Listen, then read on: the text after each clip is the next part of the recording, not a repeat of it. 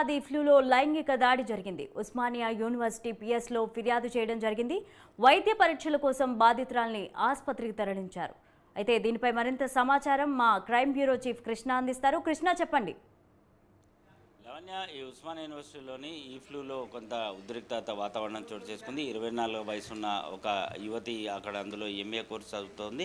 నిన్న రాత్రి ఏదైతే కొంతమంది విద్యార్థులు కలిసి గత కొద్ది రోజులుగా ఆమెను లైంగికంగా వేధించడమే కాకుండా గత రాత్రి యూనివర్సిటీలో లైట్లు ఆఫ్ చేసి మరీ ఆమె పైన లైంగిక దాడికి పాల్పడ్డారు. ఆ బాధితురాలు వెంటనే వెళ్ళి ఉస్మానియా యూనివర్సిటీలో పోలీస్ స్టేషన్లో ఫిర్యాదు చేయడంతో విషయం తెలుసుకున్న ఇటు పోలీసులు, ఉస్మానియా యూనివర్సిటీ పోలీసులతో పాటు టాస్క్ ఫోర్స్ పోలీసులు కూడా రంగంలోకి దిగారు.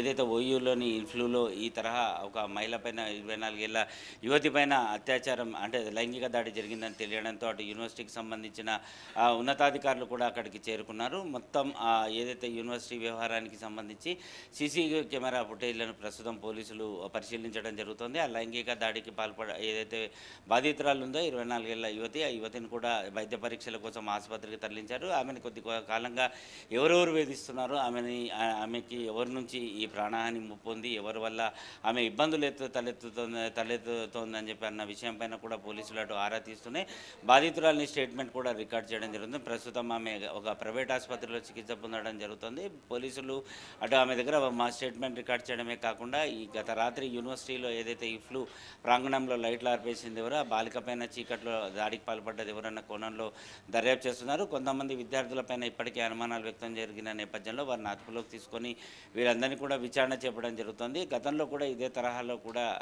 ఈ ఫ్లూలో ఈ మహిళలపైన అసభ్యకరంగా ప్రవర్తించడం, ఈ వ్యవహారం అన్నిటికీ కూడా ఇక్కడ పెద్ద ఎత్తున మాదక ద్రవ్యాలు అనేవి స్టూడెంట్లు అలవాటు పడ్డారు. దానివల్లనే ఈ తరహా దాడులు జరుగుతున్నాయని మిగతా విద్యార్థులు కూడా ఆరోపణలు చేస్తున్నారు. విషయం తెలుసుకున్న తర్వాత అటు విద్యార్థి సంఘం సంబంధించిన నేతలు, ఆ తర్వాత విద్యార్థి సంఘం కార్యకర్తలు పెద్ద ఎత్తున ఈ ఫ్లూ దగ్గర ఆందోళనకు దిగడంతో కొంత టెన్షన్ వాతావరణం నెలకొంది.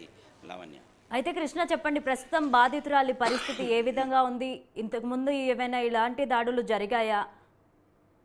గతంలో ఇలాంటి ఘటనలు అనేకము ఈ ఫ్లూలో చోటు చేసుకోవడం జరిగింది. వీటన్నిటికి కూడా కారణం ఈ ఫ్లూలో బహిరంగంగా ఎక్కడ పడితే అక్కడ రోడ్ల మీద విచ్చలవిడిగా యూనివర్సిటీ ప్రాంగణంలో విద్యార్థులంతా మాదక ద్రవ్యాలు తీసుకోవడం పరిపాటిగా మారిందని తోటి విద్యార్థులు కూడా చెప్తున్నారు. ఎంతో చదువుకోవాలని, ఉన్నత విద్య అభ్యసించాలని ఇక్కడికి వస్తే విద్యార్థుల పట్ల ఏదైతే మధ్యలో జరుగుతున్న అంటే ఈ లైంగిక దాడిల వేధింపు కానీ వాళ్ళ ఆకతాయిల వేధింపులు విపరీతంగా పెరిగిపోయినాయి.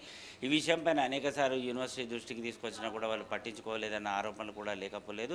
సో తాజాగా ఈ ఘటన ఏదైతే 24 ఏళ్ల యువతి పైన, ఎంఏ చదువుతున్న యువతి పైన లైంగిక దాడికి పాల్పడడం, బాధితురాలిని ప్రస్తుతం ఆసుపత్రికి తరలించారు. ఆమె ఆసుపత్రిలో ఐసీయూలో చికిత్స పొందడం జరుగుతుంది. ఆమె స్టేట్మెంట్ని కూడా పోలీసులు రికార్డ్ చేశారు. ఖచ్చితంగా దీనికి ఎవరు బాధ్యులో వారందరినీ కూడా అరెస్ట్ చేస్తాము, ఎట్టి పరిస్థితుల్లో ఎవరిని వదిలిపెట్టేది లేదని చెప్తున్నారు. మరో పక్కన ఆ బాధితురాలి స్టేట్మెంట్ రికార్డ్ చేసిన పోలీసులు ఆ యూనివర్సిటీలో ఉన్న సీసీ ఫుటేజ్లను పరిశీలిస్తున్నారు. రాత్రి సమయంలో లైట్లు ఆఫ్ చేసి ఆ సీసీ కెమెరాలు పనిచేయకుండా వాటన్నింటినీ కూడా డీవీఆర్ని అన్నింటినీ కూడా ఆపేసిన వ్యక్తులు ఎవరు, స్టూడెంట్లు ఎవరు ఏంటన్న కోణంలో కూడా దర్యాప్తు సాగుతోంది. ఈ విషయం తెలుసుకున్న తర్వాత మిగతా విద్యార్థులు, మహిళలు, ఆ యువతులు ఎవరైతే అక్కడ చదువుకుంటున్నారో ఈ ఫ్లోలో వారు ఆ హాస్టల్లో ఉండాలన్నా, యూనివర్సిటీలో చదవాలన్నా కూడా భయపడే పరిస్థితులు నెలకొన్నాయి. Lavanya, right, thank you Krishna.